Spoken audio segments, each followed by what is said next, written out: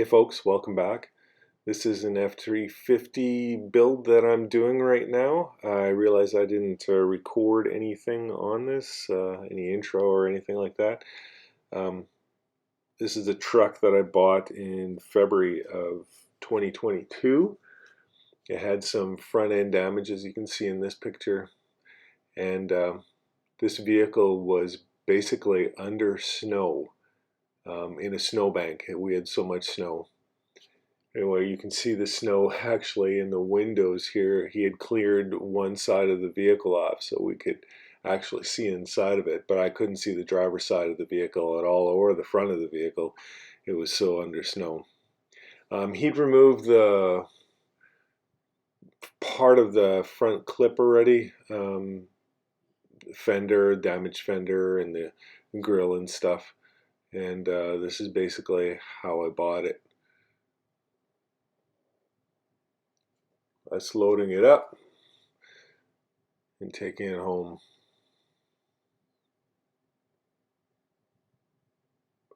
You can see how high the snow was. It was actually right on top of the roof as well. The snowbank literally covered that truck. We brought it back, and because it had been hit, the front rad support was damaged really badly and it rusted away.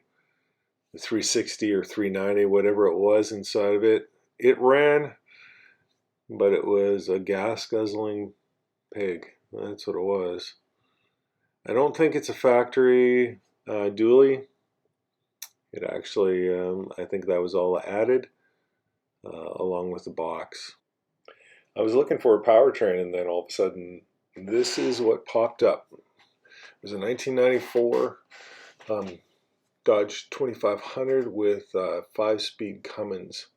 This used to be Keith's truck, actually, back in the day, and then one of his friends bought it from him, and we actually drove this onto the trailer. We couldn't find the key for it, so we hot-wired it and drove it onto the trailer. And this is basically right when I started doing some filming, taking it apart.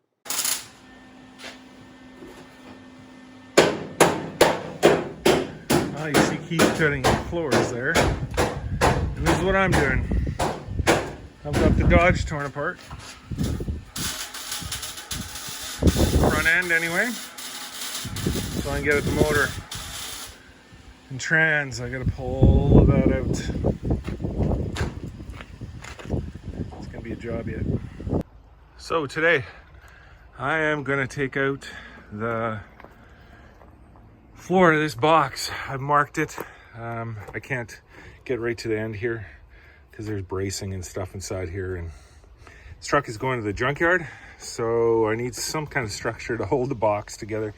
There'll be some at the end and right up front here, but that's about it. So I'm going to cut that box out. Got my plasma cutter set up, and this is the old Dodge that we're working on, taking out the Cummins, and next will be the motor and trans that's coming out. Okay, let's get at it. Well guys, I got it out. She is out. I just got to pull it off out of the box, and now I have a box floor to fix up my Mercury. That box floor in that Mercury it's gone, totally gone. And this is plenty long enough. I fought for it a little while. What I didn't realize was there was under this last cross member, right under here. I don't know if you can see it. There were 2 more bolts. So I had to lower the spare tire, take it out, and get those 2 last bolts, and then after that, work perfectly. So that's that. Now the engine and trans can come out. The box lowered right away. You can see it. It is not attached to anything right now. It is only sitting on top of the frame. But I'll be able to load a bunch of junk in here. I have the liner that was in here. I had to cut it to get it out. I'll put the liner back in here, pack it full of junk and get it out of here. That's the plan.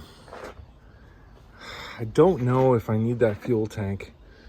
I don't think that's going to fit underneath the Ford frame.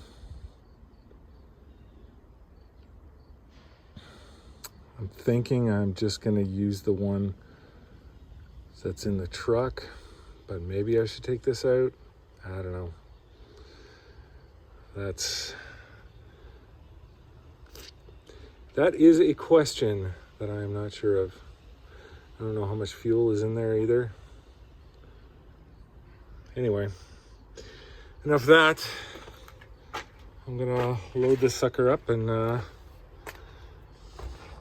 fill it back up with all the junk. I'm not taking the tank.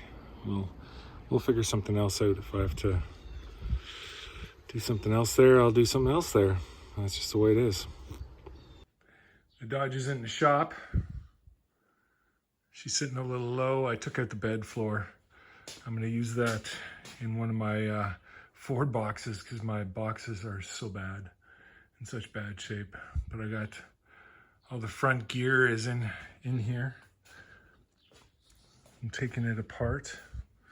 It's been sitting all winter, and now I finally got to it. Life gets in the way, you know. The interior, and I had a lot of grease in there underneath the engine compartment. It's a 5-speed. These are the ones I say. This is what to put into your truck.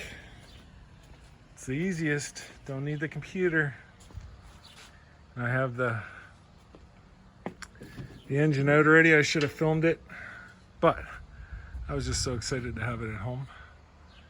It's quite the job. I had it all loose already, so it just needed to come out. And so I had the engine bolts were actually the only thing really holding it in. The transmission cross member is kind of in there. Yeah, it's a little bizarre, but it's kind of pressure fit into there. So that took a little bit to get out, but it was all loose. And now we're gonna load it up.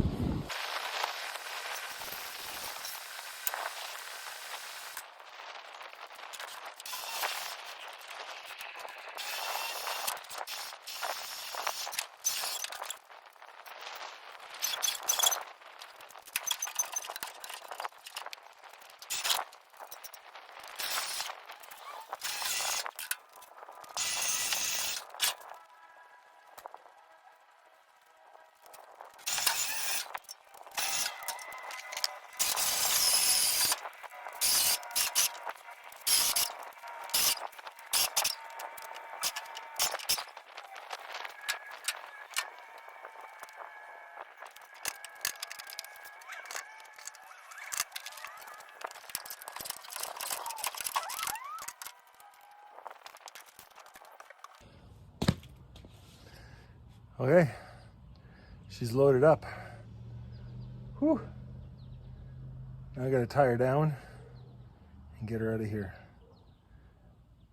I don't want to have you watch all that. So I got the front timing cover off because I've been told the dowel pin on these engines can sometimes be bad. That's the dowel pin right over there. And you can see it's proud. Maybe just a little over 1/8, maybe 1/8. It's sticking out of there. And what happens with those apparently is they'll come out and get into your gears. And then you've got a problem. Probably something that you can't fix. Not real easy anyway. So I am gonna make a plate here. I've seen a couple of guys do it. They build a plate that just goes, pull this bolt, clean it, punch this in a little bit, make a little plate that goes through this bolt right over top of this. I'm just going to take this punch and punch this so it's flush, and then hopefully it'll never come out. This engine has a lot of miles on it. I mean, I'm surprised it hasn't done it already. If it's not going to do it now, it probably won't, but it has been a problem in the past, and And I'm not taking any chances. I'm just gonna get it done, do it, and I don't have to think about it, and nobody else has to either. All right, back to it. I'm gonna go make that piece and I'll bring you back when I have that made. So I'm back, and this is what I came up with. This is just gonna be the block off plate for that piece, and it fits right in there. It's gonna keep that, I think I made it at a 16 gauge. I really don't think the truck has 500,000 K on it. This engine anyway has 500,000 K. I don't think it's gonna move much more than what it did. I took a punch and just made it flush here so that when I put this on, I can actually flush it up with it, and it should never come out. I mean, after 500,000 kilometers, and it was maybe an 1/8 inch out. And from what I've seen, a lot of them are like that. I don't know. We talked about it, me and Keith talked about it a little bit, and I'm wondering sometimes if some of these guys that are turning these guys up, like a lot, are having more problems with that, or is it this common problem? I don't know. I don't know enough about these to say either or, but I know that with this, I'll feel a little safer with it in there, and I don't have to worry about that dowel pin coming up and messing up this motor. And that's the most important thing. So I'll get that installed and I'll show you. So there's it's installed. I've made it long enough this way so that even if it comes loose, hopefully it doesn't, I put a little blue Loctite on the bolt here, cleaned it up, put some on. This thing can't go down. It can't twist around anyway because it'll stop on this boss over there. Yeah, so that should take care of it. It shouldn't ever come out. Now I can get some new gaskets, put them on, and paint this sucker up. So it's painted. Painted as far as I'm gonna take it though. It's got color, valve covers, got a little something on there. Valve covers are painted right around. Yeah, it's not like a professional job, but it's gonna be better than what it was. It's gonna look better anyway than it did. I haven't taken off the tape off of the crank yet because I gotta get a seal for that. Now, when I had it apart, I could actually feel a groove on the crank. So I'm gonna either have to sleeve it, or there's another kit that just puts where the seal rides on in a different spot. Depending on what I can get, if I put a sleeve on it, I need a tool. And to do it one time, just doesn't make a whole lot of sense to buy a tool. But we'll see. I'm gonna go to the Dodge dealership and see what they got for me. Maybe, maybe they'll borrow me a tool, but I doubt it. But I can always ask. And if I can't, then I'll just order online and get the one that changes the location of where the seal rides on the crank. I mean, it went for 500,000 this way. I'm sure it was leaking. There was lots of oil, so I'm sure that sucker was leaking. The seal is in pretty bad shape. It's still in there. It's cracked and stuff, so it's toast. It needs to be done. So if I can keep it from leaking some more, that would be awesome. But yeah, that is, like I say, as far as I'm gonna take it. Next, I gotta get the truck out here, and first I gotta scrape a bunch of the grease off of that chassis, engine bay chassis, and I want to paint that as well. or as best I can. I taped around some things, you know, taped around throttle linkages and stuff like that, just so that it didn't look like I just bombed it full of paint. Even the the pump, I didn't paint, or you know, power steering pump or the vacuum pump, I didn't touch. So I tried to stay away from some of this stuff, but I got a little paint on my dipstick tube. Got a little paint on here, but this is behind everything. This I can clean off yet. As you can see, didn't even get all the dirt off of the tube here. It's just, it was so dirty. And I'll show you what I'm doing with sensors, because I plan on using all the sensors from the truck. I have them on the truck, so I may as well use them. And you know, like the temp sender, I'm just going to put the temp sender from the truck in here. I'm going to get a different piece for this and put the sender right in here. Oil pressure, this one over here, I'm going to take that out, and I'm going to put the Ford one in there as well. So if I can do some of that stuff, I can make my gauges all work, which is exactly what I want. Speedometer, apparently this will line up. There's a little bolt under here. This will actually line up with the Ford one. The only thing is this hole is a little bit bigger, or something's a little bit bigger, and I got to figure out how to make that all work, but it's supposed to work on there. So I'm not painting the trans. Trans is just going to stay exactly the way it is. I don't see a need to paint it. I got most of the grease off it. It's way better than it was, and it's under the truck, so who cares? The rest of it, when you open the hood, at least you're going to see this, and this is what I wanted to present. I wanted something a little nicer than what it was. I also thought about just leaving it. It's a ton of work scraping all that grease off and stuff, but I would have scraped the grease off. That was my plan all along, but I was thinking, hey, I'll just leave it the way it is. Like, after washing it, just leave it that way. Should be no big deal, but yeah. This looks better. Looks a lot better. And that's it for now. I got to paint the turbo yet. I don't know if I mentioned that, but I'm going to paint that black. And once I have that painted, I got to do some more cleaning on it. And then I basically have what I want done. I'm not cleaning the manifold. I actually tried a bolt, a couple of bolts here, and I wasn't budging them.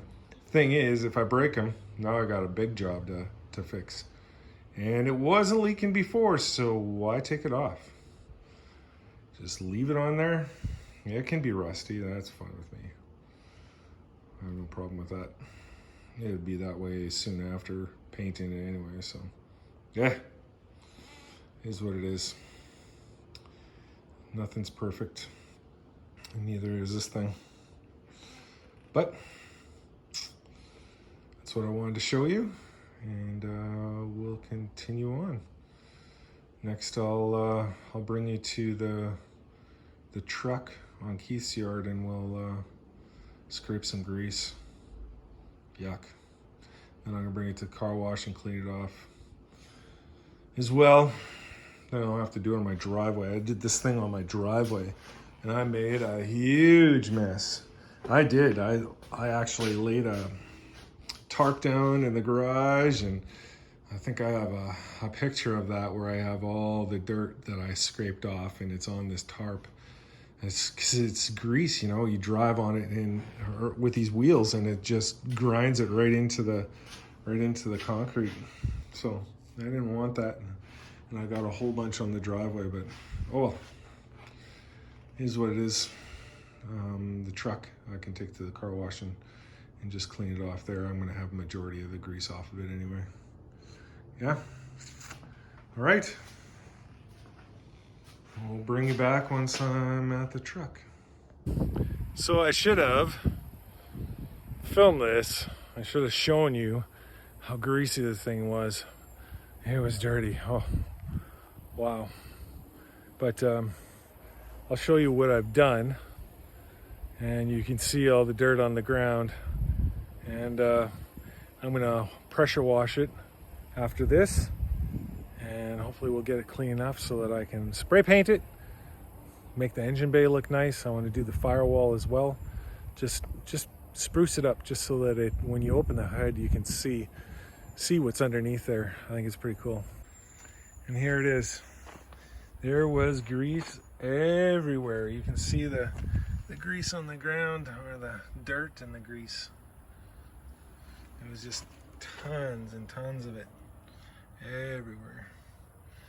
There's piles. It's maybe hard to show up on camera, but it's still not great. But now it's going to clean up. Now it'll pressure washer should get most of it. Again, I'll use some oven cleaner, put it on there, let it soak in, and clean the rest off, and throw some paint on this stuff. Make the engine bay look nice and clean, and then we're ready for a big Cummins diesel to go into here. I'm thinking the transmission mount out there has got to come out, and this bar is going to be a problem. Maybe not in it, because my plan is to raise the body up a little bit. These mounts here, those bushings are pretty squished out. I'll probably have to get something else. And I want to raise the truck up another inch to inch and a half. The box is ready. They have rubber underneath the mounts, and the body lines don't line up. So I want to at least raise the body enough so that body line comes back. That way, that gives me a little more room underneath the cab to stuff this big monster in here, and hopefully have enough room to mount it and make some engine mounts, make a cross member. I don't know if I have to modify that one. I have the original one from the Dodge. We'll see what works. We'll see what I need there. At least I have both of them. If I don't have them, all of a sudden you need it. And this time I have it. Yeah, there's still lots of junk in here to clean off, but it's way better than it was. Way better. Now I'm going to go cover it up with a hood, clean up, and I will be back here to come pick this up. I'm not sure which day, and maybe that'll be on another video. I have some editing to do, and then I'll get this video out, and then I'll start on the next one. Thanks for watching. He's coming home with me. I had to take the one set of duals off. The reason why we're putting on the trailer backwards, I wouldn't usually do that because of tongue weight and whatever, but I don't think I really have to worry about it too much. So I don't have an engine in it right now, and I want to degrease that thing. That's it for this one. We'll catch you on the next one where we'll test fit and get this thing in there. Thanks for watching.